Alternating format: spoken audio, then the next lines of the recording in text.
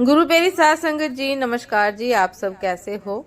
आशा करती हूँ बाबा जी के श्री चरणों में अरदास करती हूँ कि मालिक की कृपा से, निरंकार दातार की मेहरबानी से आप सब बहुत खुश होंगे, मौज बहार में होंगे और अवश्य ही भजन सिमरन में होंगे। साध संगत जी, मैं हाजिर हूँ आज आप सभी से एक बहुत ही खूबसूरत साखी साझा करने के लिए। एक प्रेममयी साखी। उम्मीद करती हूँ ये साखी आप सभी को बहुत पसंद आएगी। तो साध संगत जी, चलिए आइए समय ना गवाते हुए साखी को आप सभी से साझा करते हैं जी। साध संगत जी, अयोध्या के बहुत निकट ही पौराणिक नदी कुटिला है, जिसे आज टेढ़ी कहते हैं। उसके तट के निकट ही एक भक्त परिवार रहता था। उनके घर एक सरस्वती नाम की बालिका थी। वे लोग नित्य श्री कनक बिहारिणी बिहारी जी का दर्शन करने अयोध्या आते थे। सरस्वती जी का कोई सगा भाई नहीं था, केवल एक मौसेरा भाई ही था। वह जब भी श्री रघुनाथ जी का दर्शन करने आती, उसके मन में यही भाव आता, यही विचार आता कि सरकार मेरे अपने सगे भाई हैं। उसकी आयु उस समय मात्र 5 वर्ष की थी और उसके मन में ऐसे भाव कि सरकार मेरे अपने भाई ही हैं। रक्षाबंधन से कुछ समय पूर्व उसने सरकार से कहा कि मैं आपको राखी बांधने आऊंगी। उसने सुंदर राखी बनाई और रक्षाबंधन पूर्णिमा पर मंदिर लेकर गई। पुजारी जी से कहा कि हमने भैया के लिए राखी बनाई है, मैं भैया के लिए राखी लाई हूँ। पुजारी जी ने छोटी सी सरस्वती को गोद में उठा लिया और उससे कहा कि मैं तुम्हें राखी सहित सरकार को स्पर्श कर देता हूँ और राखी मैं बांध दूंगा। पुजारी जी ने राखी बांध दी और उसको प्रसाद दिया। साध संगत जी, अब हर वर्ष राखी बांधने का उसका नियम बन गया। समय के साथ वह बड़ी हो गई और उसका विवाह निश्चित हो गया। वह पत्रिका लेकर मंदिर में आई और कहा कि मेरा विवाह निश्चित हो गया है, मैं आपको न्योता देने आई हूँ। चारों भाइयों को विवाह में आना ही है। पुजारी जी को पत्रिका देकर कहा कि मैंने चारों भाइयों से कह दिया है कि आप पत्रिका सरकार के पास रख दो।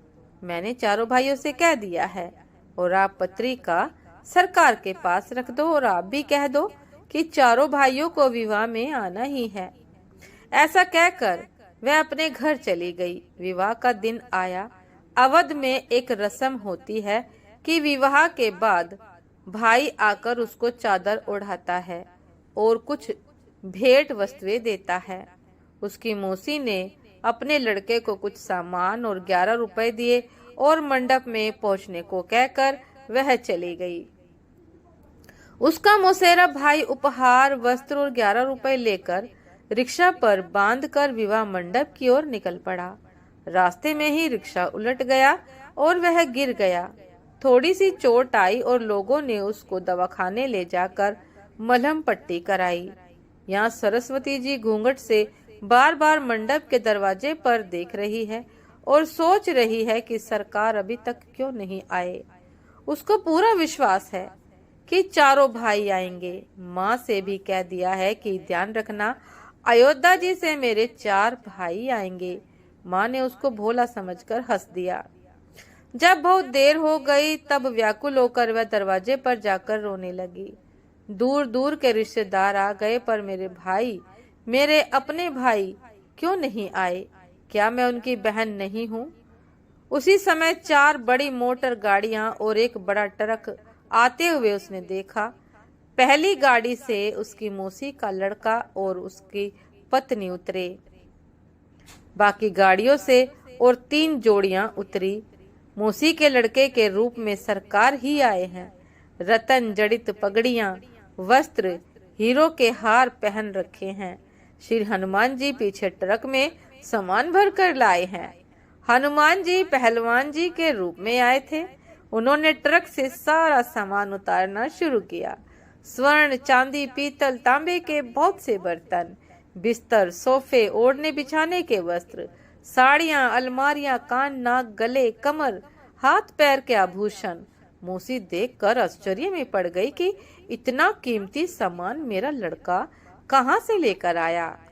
चारों का तेज और सुंदरता देखकर सरस्वती समझ गई कि यह मेरे चारों भाई हैं।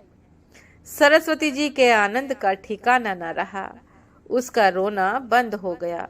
सरकार ने इशारे से कहा कि किसी को अभी भेद बताना नहीं, गुप्त ही रखना।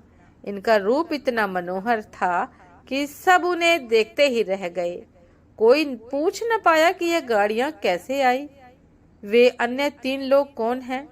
लोग हैरान होकर देखे जा रहे थे कि अभी तक रो रही थी और अभी इतना हंस रही है और आनंद में नाच रही है। किसी को कुछ समझ नहीं आ रहा था। जब तक उसकी विदाई नहीं हुई तब तक चारों भाई उसके साथ ही रहे। सभी गले मिले और आशीर्वाद दिया। सरस्वती ने कहा कि जैसे आज शादी में सब संभाल लिया, वैसे जीवन भर मुझे संभालना। जब वह गाड़ी में बैठकर पति के साथ जाने लगी तब चारों भाई अंतर्ध्यान हो गए।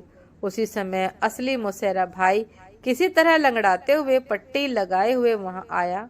उसने वस्त्र ओढ़ाया, उपहार और 11 रुपए दिया। सास संगत जी, मौसी ने पूछा कि अभी अभी तो तू बड़े कीमती वस्त्र पहने गाड़ी और ट्रक लेकर आया था, ये पट्टी कैसे बंध गई और कपड़े कैसे फट गए? उसको तो कुछ समझ ही नहीं आ रहा था। अंत में सरस्वती से उसकी माता ने एकांत में पूछा कि बेटी सच सच बता कि क्या बात है, ये चारों कौन थे? तब उसने कहा कि माँ, मैंने आपसे कहा था ना कि ध्यान रखना मेरे भाई अयोध्या से आएंगे। माँ समझ गई कि इसके तो 4 ही भाई हैं और वो ही श्री रघुनाथ जी और अन्य 3 भैया ही हैं। माँ जान गई कि श्री अयोध्या नाथ सरकार ही अपनी बहन के प्रेम में बंध कर आए थे और अपनी बहन को इतने उपहार, आभूषण और वस्तुएं दे गए और नगर के बड़े बड़े सेठ देखते रह गए। साथ संगत जी, ये थी आज की एक बहुत ही खूबसूरत साखी, एक प्रेममयी साखी कि किस प्रकार रघुनाथ जी सरकार जी, श्री रघुनाथ जी सरकार जी प्रेम बंधन में बंधकर तीनों भाइयों सहित, हनुमान जी सहित अपनी बहन सरस्वती के लिए उनके विवाह पर पहुंचे। यह केवल और केवल प्रेम कर सकता है। साथ संगत जी, लोक और परलोक में जगह चाहे कोई भी हो, जो कार्य प्रेम कर सकता है, ताकत नहीं कर सकती है, अहंकार नहीं कर सकता है।